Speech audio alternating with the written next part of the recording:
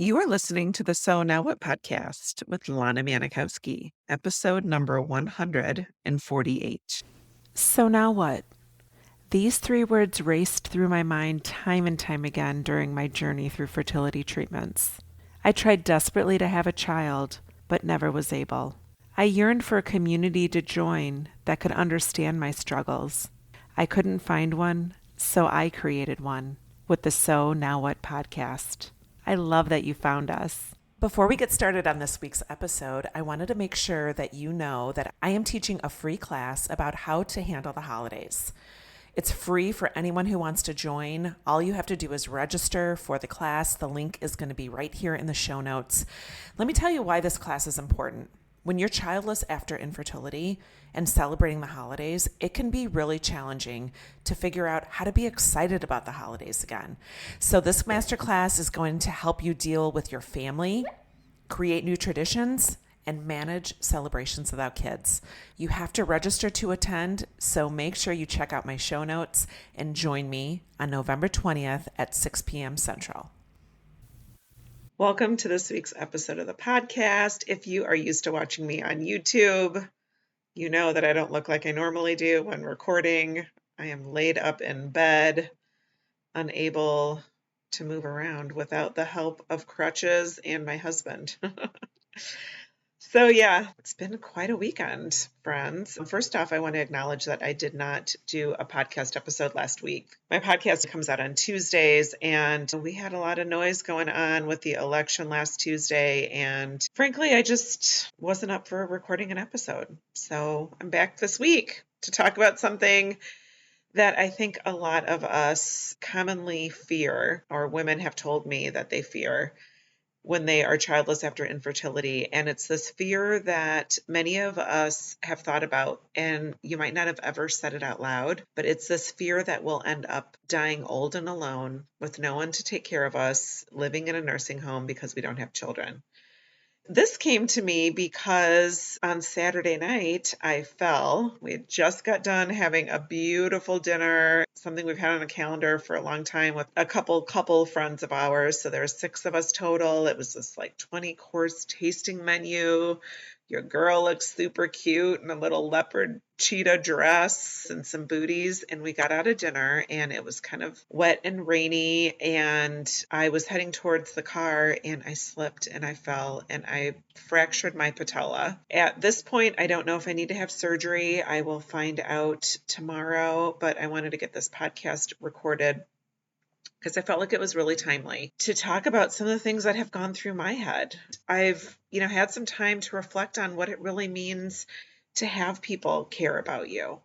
And within the last 24 hours of, me getting home from the hospital and settled in, I have had people calling to check on me, offering to drive me to appointments, bringing me food, and just showering me with the most overwhelming amount of love and support. And it made me think about how this whole idea of who's going to take care of me, especially since it's such a big worry for so many of us who've imagined that we would have children there for us in times like these.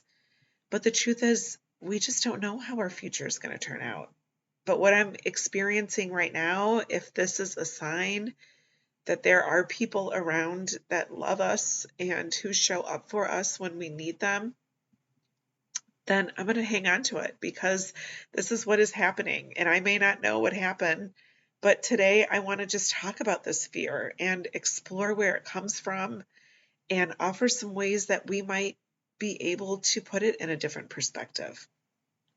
So it's really natural to have this worry. And many of us grow up with this idea that you're going to have children and they're a guarantee for future companionship and care. And when we don't end up with children, it can feel like we're missing that safety net. In a society that often equates family with children, it can feel scary to imagine old age without a specific kind of support. And for many of us, that dream of having children was also a dream that we had of having someone at our side in life's final years or days or months.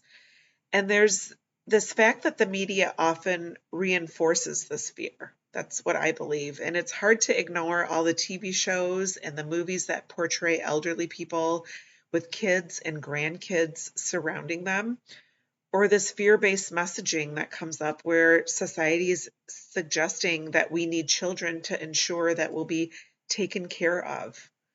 But in reality, there is no guarantee, even for those with kids, that life will play out exactly like it's been portrayed to you. So I want to rethink what family and support means. So in this recent experience that happened to me falling on Saturday, if it's taught me anything, it's that family is more than just people we're biologically related to or the children that we might have had. Family can be chosen family. Family can be found in friendships, in community, in neighbors, work, and in the deep relationships that we create throughout our life. And I don't have children, but when I needed help, my circle has already started to show up for me without hesitation. Jack and I might not have had children, but many of us have built relationships with people who care deeply for us. And they don't have to be people that don't have kids. Whether it's friends, siblings, cousins, or partners that we share our lives with, these are the people that may end up filling roles we once thought only children could.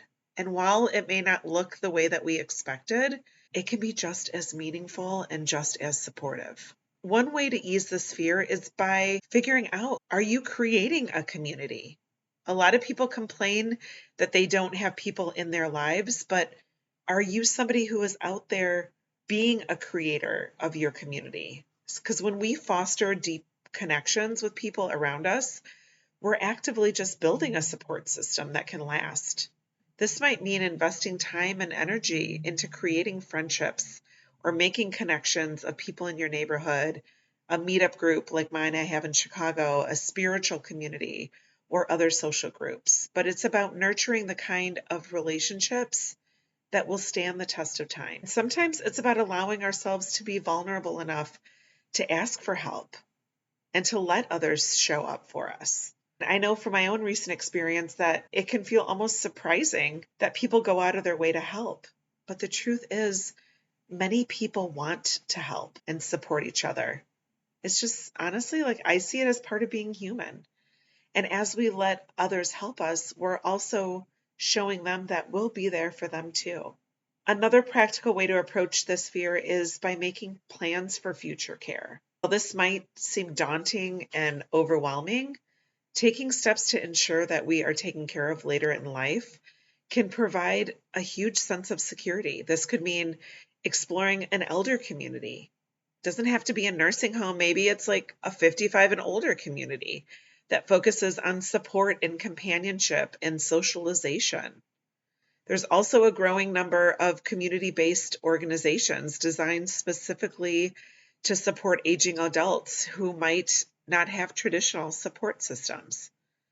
Many people are really looking into, at least, I know some people in my family that are exploring non-traditional aging options like co-housing communities, which allow people to live independently but a close-knit community upon them. So these types of communities can provide a strong network of care and connection and also offer that peace of mind that we don't have to have children to depend on. But ultimately, this fear is rooted in uncertainty. And I get it. We have been through so much uncertainty of knowing whether we'd become parents, whether we'd become moms. And uncertainty is hard for everyone, but especially challenging when you've already been through an experience like infertility. It forced you to let go of this life that you thought you'd have.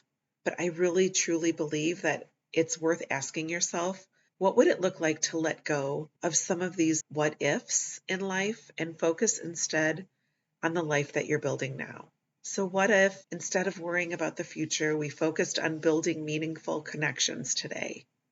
What if we believed that our relationships, no matter what form they can take, will offer us the support and companionship that we need? What if we trusted that people who love us now will continue to show up for us in the ways that they can, and we show up for them in that same way? And this isn't to say that your fear is invalid and that it's easy to let go. But sometimes seeing the way that people are already loving and supporting us, just as they did for me, can be a reminder that we're not as alone as we think. So as you go about your week, I encourage you to just take a moment to look around at the people in your life who care about you.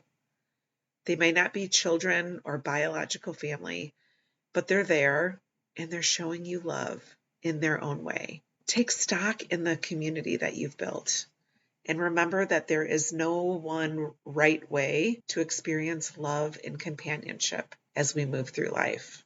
And if you're someone who's still feeling the loneliness of the fear of what the future holds, I want you to know that you are not alone in that feeling. It's okay to have those thoughts, but it's also okay to challenge them. Because as I've learned in these past hours, almost 2 days, the people who love us are often much closer than we think. So I hope you have a beautiful week. I love you, and remember that it's never too late to discover your meaning. I'll talk to you next week. Hey, real quick, I just wanted to tell you about an awesome resource I created. If you have ever found yourself in conversations with people, or maybe people offering you suggestions about what you should do to become a mom, it's called the Top 27 Things People Say When You're Childless and How to Respond. You can get your copy free at lanamanikowski.com/things people say.